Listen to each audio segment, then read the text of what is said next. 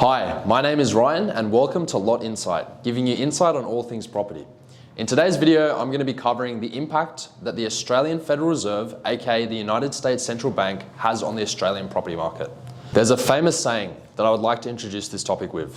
When the US Federal Reserve acts, the world braces for impact. And this is very true. The United States' position of global power sourced from its leading position in the global economy and extreme military power subsequently results in the US Federal Reserve decisions significantly impacting world economies and trade.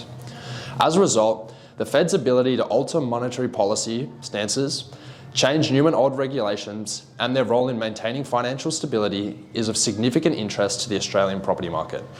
These impacts often translate to alterations to interest rates available in the Australian property market. So, let's get into it. So, how do interest rates in the United States impact the Australian property market? In simple, when US banks alter their interest rates, the RBA reacts and Australian banks must follow suit in order to achieve competitive pricing and remain competitive in the market. These changes usually occur based on the Fed's stance on monetary policy, which they alter to maintain their inflation and employment rate targets. Currently, the US Federal Reserve's objective is to ideally achieve an inflation rate of 2%. However, with current inflation rate of around 9% in the US, they have begun rapidly rising interest rates. This is as higher interest rates reduce consumer purchasing power, resulting in deterred consumer spending and thus slowing demand and reducing inflation. US interest rates have increased from 0.25% in March 2022 to 0.75% in May 2022 and now to 1.5% as of June. Subsequently, this has influenced the RBA to similarly hike up interest rates by 50 basis points in Australia, with interest rates rising from 0.85% to 1.35%. As a consequence of this, consumers looking to enter the property market now face additional barriers and costs.